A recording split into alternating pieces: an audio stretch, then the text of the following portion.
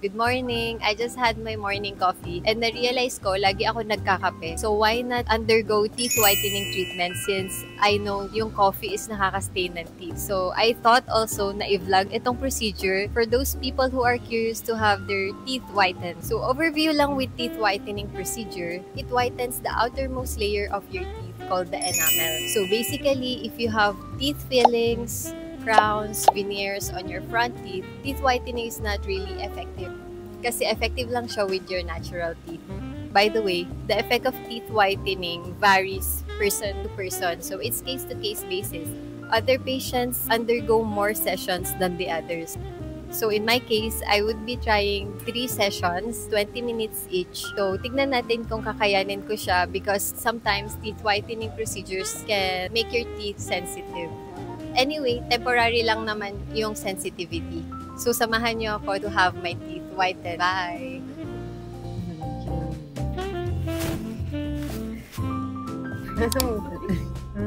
Just told. Grabe naman yun. 16. 14 siya. Black na lang. Malinis naman yata. Brushin ko lang. Gargle pa to. Wala pala makita. Formal English.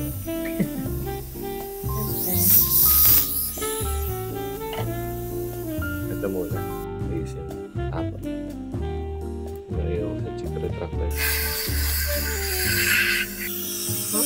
Ako po.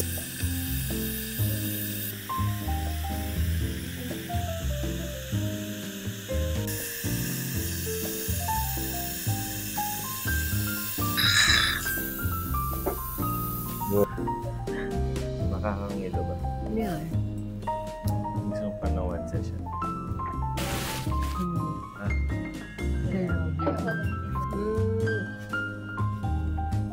Buti naman. Sige lagi.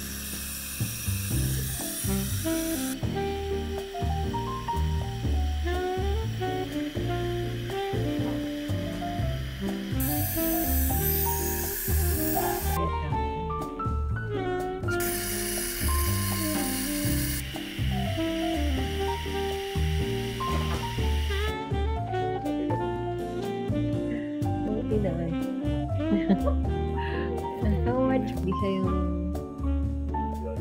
na drastic naman.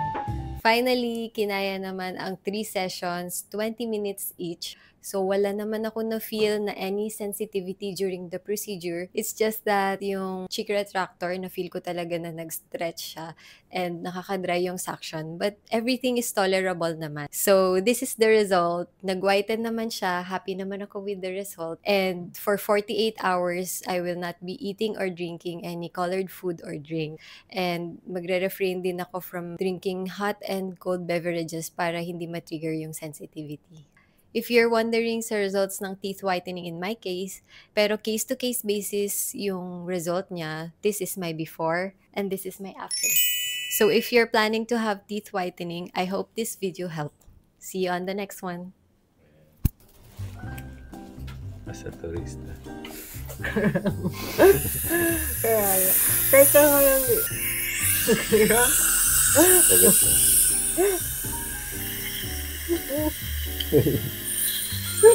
Masakit. Sagot ka. Masakit? Ayaw nga eh. Humog ka muna pare. Humog ka. Ano ba yun? Ha? Hindi ko makita ikaw. Itanggal lang kanina.